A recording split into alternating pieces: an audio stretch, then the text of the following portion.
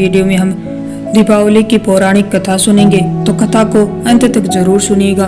कार्तिक मास के कृष्ण पक्ष की अमावस्या तिथि को दीपावली का पर्व मनाया जाता है और इस दिन माता लक्ष्मी का पूजन किया जाता है। लक्ष्मी पूजन करने के बाद दिवाली की कथा अवश्य सुननी चाहिए। तो चलिए कथा को शुरू करते हैं। किसी नगर में एक साहूकार रहता था। उसकी एक बेटी थी। वह रोजाना घर के सामने लगे पीपल के पेड़ पर जल चढ़ाती थी। उस पीपल में लक्ष्मी जी का वास था।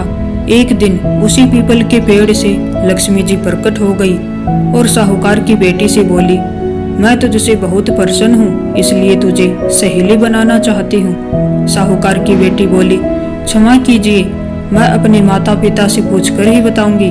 उसने घर आकर अपने माता पिता से सारी बातें कही और उनकी आज्ञा से लक्ष्मी जी का प्रस्ताव स्वीकार कर लिया।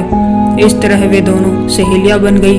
लक्ष्मी जी उससे बहुत प्रेम करती थी। एक दिन लक्ष्मी जी ने उसे भोजन के लिए बुलावा दिया। जब साहूकार की बेटी भोजन करने के लिए पहुंची तो लक्ष्मी जी ने उसे सोने चांदी के बर्तनों में खाना खिलाया, सोने की चौकी पर बिठाया और उसे बहुत कीमती रेशमी कपड़े ओढ़ने पहनने के लिए दिए।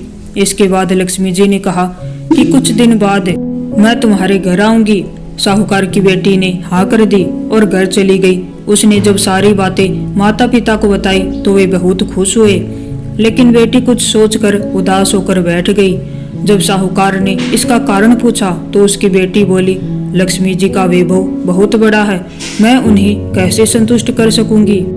यह सुनकर पिता ने कहा कि घर की जमीन को अच्छी तरह लीपना और अपनी पूरी श्रद्धा से रूखा सूखा जैसा भी भोजन बने उसे बहुत प्रेम से लक्ष्मी जी को खिला देना।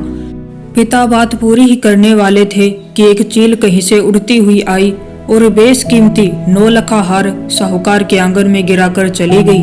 यह देखकर साहूकार की बेटी खुश हो गई। उसने पिता की बात मानी और घर को सुंदर तरीके से सजाया, जमीन की साफ सफाई की और लिपाई की। चील ने जो हार उनके घर में गिराया था उसे बेचकर लक्ष्मी जी के लिए अच्छे भोजन का इंतजाम किया। उन्होंने सोने की चौकी और रेशमी दुशाला खरीदा। जब लक्ष्मी जी घर आई तो साहूकार की बेटी ने उन्हें सोने की चौकी पर बैठने के लिए कहा। इस पर लक्ष्मी जी ने कहा, इस पर तो राजा रानी बैठते हैं। इतना कहकर वह साफ जमीन पर ही आसन बिछाकर बैठ गई और बहुत प्रेम से भोजन किया। वह साहूकार के परिवार के आदर सत्कार से बहुत खुश हुई और उनका घर सुख संपत्ति से भर गई। हे लक्ष्मी माता, जिस तरह आपने साहूकार के परिवार पर अपनी कृपा बरसाई, उसी तरह सबके घरों को सुख संपत्ति से भर देना। तो लक्ष्मी माता की ये कहानी अगर आपको अच्छी लगी हो तो वीडियो को लाइक कीजिएगा और चैनल को सब्सक्राइब कीजिएगा। आप सभी को राधे राधे।